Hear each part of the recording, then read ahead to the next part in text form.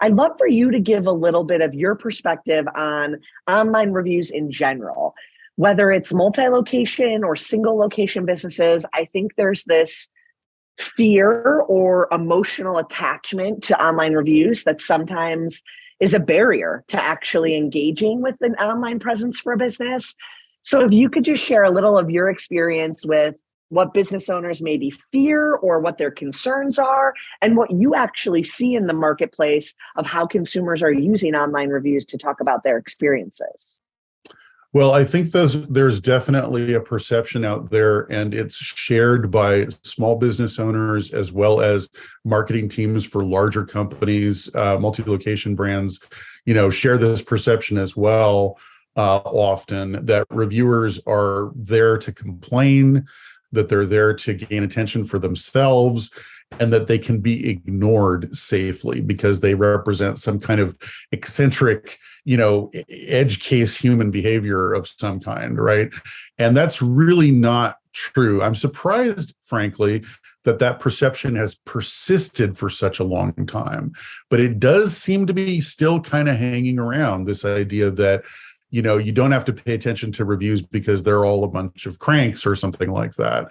What's actually true is that most reviews are sincere, offers of, people sharing their experiences with their peers in an effort to help people understand when a business is doing well, and how they might want to, encourage more people to share the experience, the great experience that they've had, or when they wouldn't recommend a business, here's what, what was negative and here's why.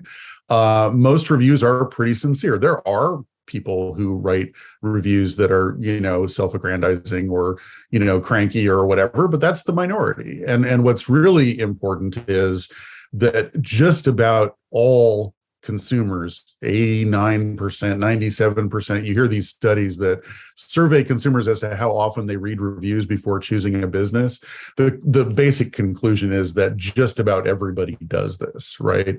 And so they're seeking information from these peer groups who have, encountered this business in the past in order to evaluate their choices. And when a brand ignores their negative reviews and or all of their reviews and doesn't pay attention, doesn't respond, and their competitor, by contrast, is right there engaging with the reviewer, thanking them for their praise and apologizing for bad experiences, offering to make it right, that stands out in the mind of the consumer, and people are more likely to choose a business. I believe Yelp's own research indicates that people are more likely to choose a business when the business is actively responding to its reviews, and my experience really bears that out as well.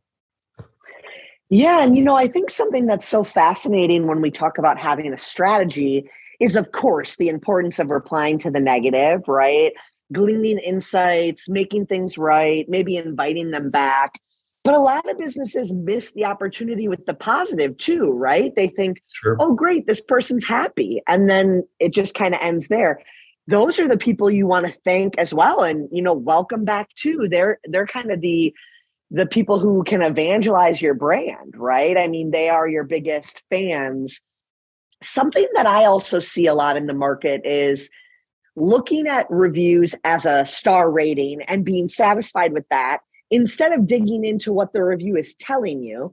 And let me give you an example. You get a 5-star review, right? And you're happy, but they might be giving you 5 stars because they did have a great experience. And they're also letting you know something that wasn't so hot, but they're not docking you a star for it. And so something I see sometimes is, oh, we're doing great. We're getting a lot of 5 and 4 stars, but there might still be insights there that you can improve upon. Can you talk a little bit about, from that multi-loc lens, how you've seen businesses effectively take that information and really evaluate what's being said instead of just, we're doing great? Yeah, absolutely. I actually want to respond to 2 things that you've just mentioned. One of them is, engaging with positive reviews. And I really want to encourage businesses to think of, review engagement, review response as something that's not just about the person who wrote that review. It's about every other person who's going to read reviews of your business and check to see whether you're responding. So you're forming your reputation as a business with every response that you publish. You're helping to form that reputation. And as a result, again, imagine the perception that you create if you only ever respond to people who complain.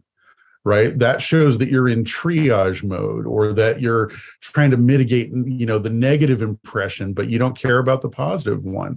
Shouldn't you be thanking your loyal customers and encouraging repeat business? I mean, if you're not doing that, that's a conspicuous omission that consumers will notice.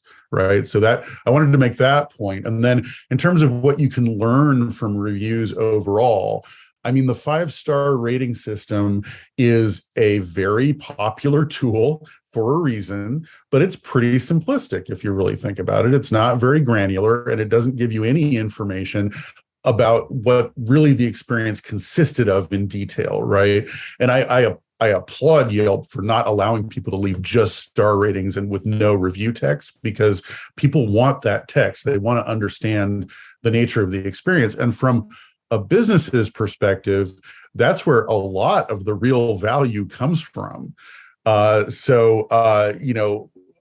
can share, for example, a story of trying to convince a large discount store chain, trying to convince them that they should be paying attention to the content in their reviews to let them know how they're doing as a business. And I received a lot of objection to this, but finally, the CMO said to me, look, we know our floors are dirty. We know our staff may be kind of rude. We know our bathrooms aren't very clean.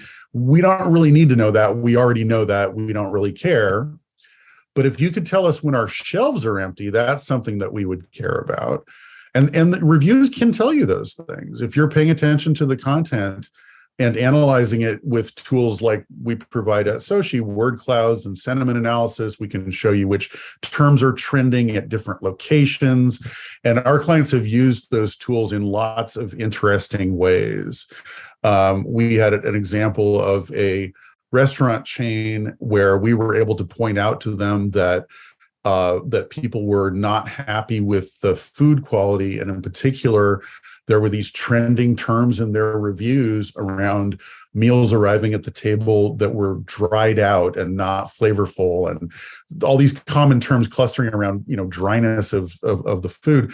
And we were able to help the restaurant figure out that it was because of the heating station where the meals were being left before they were delivered to the table. They were being left at the heating station for too long. And so that was causing this dry food to arrive. As a result of the analysis of the reviews, something that they didn't know was happening and didn't think to ask or look for, but the reviews themselves told them, hey, here's this thing that's trending, this complaint. They were able to make improvements to the process of keeping food warm before it was delivered to the table. And as a result, the incidence of those complaints diminished. And, that's an example that has more to do with negative sentiment.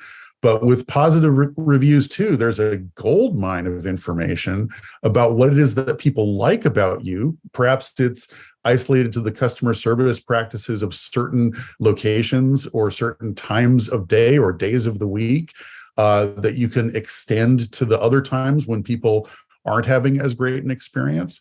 And you should really be paying attention to that. Even as a small business owner, you're going to accumulate enough review content over time that it's going to provide you very specific information about what you're doing well and maybe not so well that you can learn from in order to improve that customer experience. And it's basically a free source of that information. Companies spend millions of dollars conducting consumer surveys to provide basically the same feedback that you're already getting if you would only pay attention to it in these online reviews.